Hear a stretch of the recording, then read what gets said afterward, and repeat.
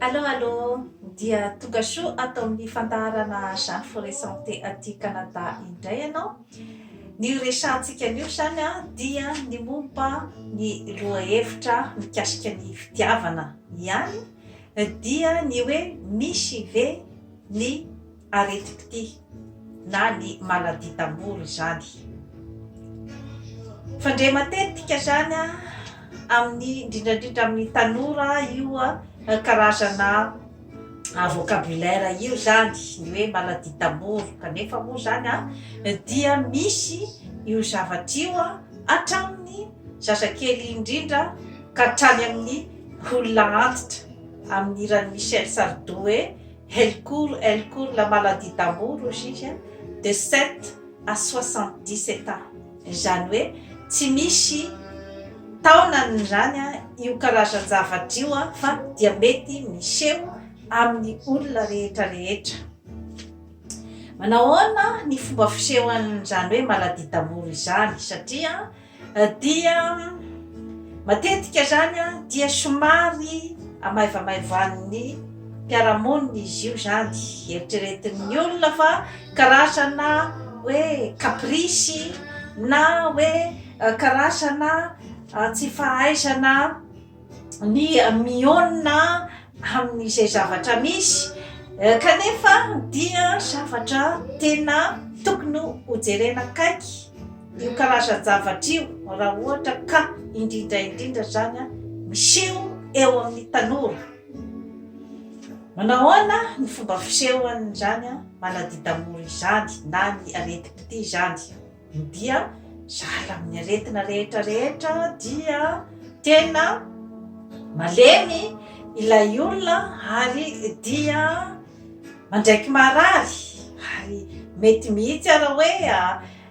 marary ny tenan'ny ray manontolo manahitaina, mety miseho mihitsy amin'ny hoe mety misy karazana aretinado,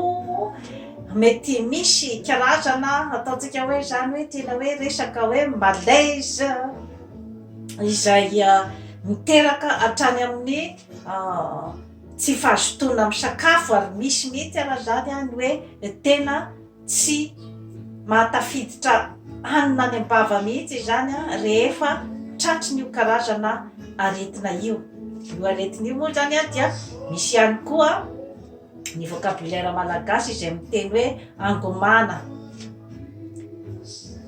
Inona no tena antony zany hoe mampitranga an'io karazana aretina io, dia ny fisarahana tampoka amin'ny olona izay nametrahana ny ataontsika hoe karazana zany hoe fitiavana mitafotafo, zany hoe amin'ny efa nazavaiko teto ny atao hoe amour passion,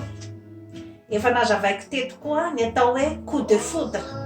zany hoe ao anatin'ireo karazana fitiavana ireo zany izay karazana fitiavana miredareda dia miredareda no ahitana an'io karazana areti-pity io raha ohatra ka misy zany ny ataontsika hoe fahatapahan'ny fitiavana na faharavahan'ny fitiavana, ka any amin'ilay olona izay tena manana an'ilay fitiavana miredareda zany no iatefan'ilay aretina rehefa mitranga izany ny atao hoe fisarahana na hoe faharavana tanteraka zany eo amin'ny fitiavan'ny mpifankatia. Ka ny karazana ny karazana fitiavana izay mitafotafo na ny coup de foudre zany na ny amour passion zany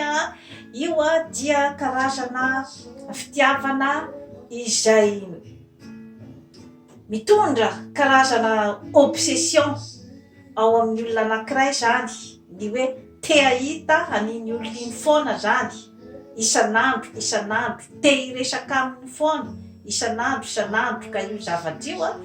dia zavatra tsy azo amboamboarina zany zavatra zany, fa tena zavatra mitoetra ary eny ny olona iray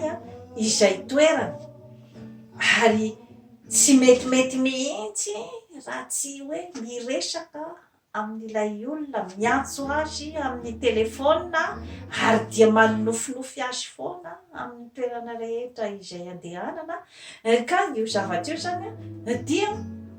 mifangaro ihany koa zany ohatrany hoe karazana zava-mahadomelona mihitsy zany ao amin'ny atidohan'ny olona anankiray,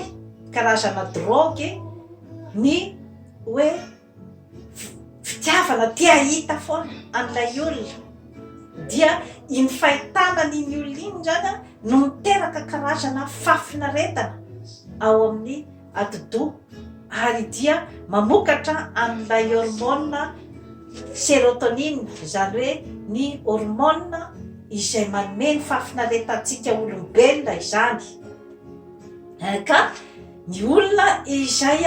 itoeran'izay atao hoe amour passion zay zany dia tsy mahatombotombona mihitsy raha tsy mahita an'ilay olona ka dia karazana drogy mihitsy zany amin'ilay olona ny fahitany an'io olon-tiany io ka mety ho any amin'ny vehivavy io, mety ho any amin'ny lehilahy tsy manavaka ny mampalahelo nefa dia mety tsy ho réciproque zany izay karazana fitiavana izay, izany hoe mety ny lehilahy ihany no mandre an'izay amin'ilay vehivavy tiany na ilay vehivavy ihany no mandre any amin'ilay lehilahy ka eo zany no ipetrahan'ny olana satria rehefa zany hoe misy zany ilay hoe faharavan'ny fitiavana dia eo no mipetraka zany matetika ilay atao hoe areti-pity ka io zavatra io dia marary dia marary ny olona izay voany satria ilay karazana ataontsika hoe zany hoe dépendance tamin'ilay olona, tamin'ny fafinaretana amin'ny fahitana an'ilay olona, tamin'ny fafinaretana amin'ny fifampikasoana amin'ilay olona, ny fanaovana firaisana ranofo tamin'ilay olona, iny zany no karazana drogy mamelombelona an'ilay olona izay toeran'ny amour passion zany nefa tapaka zany izay zavatra rehetrarehetra izay zavatra namelombelona ny fo sy ny fanahin'ny olona iray dia mazava ho azy fa andeha any amin'ny aretina satria ohatrany hoe karazana sevrage zany raha ohatra ka hoe amin'ny terme scientifique zany sevrage an'iny hoe plaisir sy ny hoe olona namelombelona ny fitiavana sy ny fanindriana rehetrarehetra iny zany no tapaka zany inona zany no zavatra atao rehefa manoloana ny karazan-javatra toy ireny dia ny hoe areti-pity tsy misy fanafodiny manokana azo omena zany ny amin'ny resaka areti-pity fa dia ny fotoana no mandahatra ny zavatra rehetrarehetra rehefa mandeha ny fotoana dia miadino zany ilay olona miteraka ny areti-pity ka manoloana n'izany zavatra rehetrarehetra izany mety aharitraritra ny aretina misy ara-dia tena miditra hôpitaly mihitsy ny olona tratrin'ny maladie d'amour satria reraka ny tenany iray manontolo, reraka ny saina, ny vatana ary ny fanahy zany hoe ny ataontsika hoe fahareran-tsaina na dépression nerveuse ireny zany no fitrangany matetika zany ary eo ihany koa ilay karazana atao hoe choc émotionnel sy ny hoe resaka estime de soi izay nidina ambany dia ambany, ny resaka confiance en soi nidina ambany dia ambany nateraka ilay fisarahana nga izay zavatra rehetrarehetra izay zany no mitambatra dia rehefa marary ny saina, marary ny fanahy dia misy fiatefany any amin'ny vatana ka raha ohatra ka misy moa zany ny ataontsika hoe karazana depression zany ateraky izay zavatra izay dia eo ihany koa ny karazana psychothérapie azo atao amin'ny olona izay hiatefan'ny areti-pity zany dia ny fandaminana ny sainy zany ary ny karazana hoe fampitantarana azy zany ny hoe inona marina ny zavatra mitranga ka ny fianakaviana ray manontolo koa zany dia tsy tokony hanamaivana an'io karazana aretina io raha ohatra ka hoe misy zany ao amin'ny fianakaviana ny hiaran'izany zavatra zany satria tsy mora ho an'ilay olona ny iaina zany ny ataontsika hoe karazana deuil satria misy ihany koa ny deuil izay ateraky ilay fisarahana sala amin'ny fisarahana rehetrarehetra ihany io ka amin'izay fotoana zay dia avela ilay olona zany hitantara amin'ny atsipiriany zany ny zavatra rehetrarehetra izay mitranga satria manampy azy betsaka zany izay hoe fitantarany ny fahoriany izay ary ianao izay miaino dia tokony zany mba miaino amin'ny mpamatorana an'ilay olona fa tsy mandefa karazana jugement na mandefa karazana fitsarana na mandefa karazana fandatsana mila fahamatorana goavana dia goavana ny manoloana ny olona ohatran'ireny ary ny tsaratsara kokoa dia ny miaino la capacité d'écoute zava-dehibe dia zava-dehibe zay zavatra zay eo amin'ny hoe fienoana ny olona ohatraohatran'ireny satria ohatry ny voina rehetrarehetra izay mitranga amin'ny fiainana ohatry ny fahadisom-panantenana amin'ny zavatra rehetrarehetra izay nofinofisina ny areti-pity ka tsy tokony ho amaivanina izany na ohatry ny ahoana na ohatry ny ahoana ny fomba fisehony ka raha ohatra zany hoe ny zanakao no sendra hoe fahadisom-panantenana amin'ny resaka fitiavana ka nisy ny ataontsika hoe zany hoe aretina izay hoe nandreraka azy taorinan'io fisarahana io zany dia tokony ho jerevana ao ankaiky izany ny hoe état d'âme ny zanakao zany hoe toe-panahy ny zanakao amin'ny manoloana an'izay atao hoe déception izay satria dia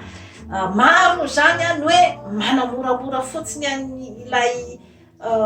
zavatra mitranga kanefa dia mety hiteraka hatrany amin'ny famonotena zany ny maladie d'amour na ny areti-pity izay no antony zany hoe tena anaovana ny surveillance akaiky dia akaiky ny olona izay tratrin'ny areti-pity zany ka eo zany no hoe mila zany ilay olona tohanana ara-moraly ary mila ihany koa ny hoe fanohanana azy koa amin'ny sakafo ara-pahasalamana izany hoe mandritry ny fotoana tena hoe mamparary an'ilay olona zany dia tsaratsara sakafo maivamaivana izay misy ny otrikaretina rehetrarehetra na hoe lasopy mora levonina ohatran'izay zany feno legioma no menan'ilay olona mba hampisy ny hoe fandevonan-kanina mandeha araky ny tokony ho izy satria mikorotana daholy ny taova ray manontolo ao amin'ny olona izay hiaran'ny areti-pity hatrany amin'ny taovam-pandevonan-kanina ka amin'izay fotoana izay no tokony hikojana kaiky koa zany ny resaka sakafo ary dia sakafo izay ataontsika hoe zany hoe mba mamelombelona ny morale ny olona iray zany no ataonao zany hoe alefa zany ny ohatrany hoe karazana lasopy dia mba misy ihany koa zany a ny hoe karazana gaterie kely izay hoe mba mety afinampinaritra azy, ohatra hoe mba mividy gâteau kely ianao zany mividy zavatra misy chocolat ohatran'izany crème au chocolat, mba hoentina zany hoe mba mamalifaly an'ilay olona satria reny karazana hoe chocolat sy ny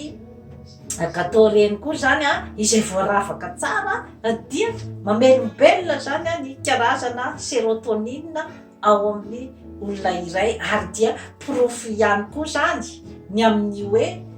raha ohatra ianao ka hoe zanakao na hoe namanao na hoe olona manodidina anao no voan-javatra toy izay dia raha ohatra ka manao fihetsika ohatran'izay ianao dia afaka manome courage betsaka an'ilay olona izay fihetsika izay, ny amin'ny hoe ay mba misy olona miaino ny tenako amin'izao zavatra manjoahy izao, amin'izao fahoriana manjoahy izao. Dia matetika moa zany ny hoe ny olona tena tianao no tena afaka mitondra an'izay karazana soulagement zay amin'ny fotoana toy ireny. Dia toy izay sy toy izay indray tompoko lahy sy tompoko vavy no azo natolotra anao an'io, manao abonnement amin'izany forêt santé aty Canada fa hanatsara ny fiainanao. Bye bye.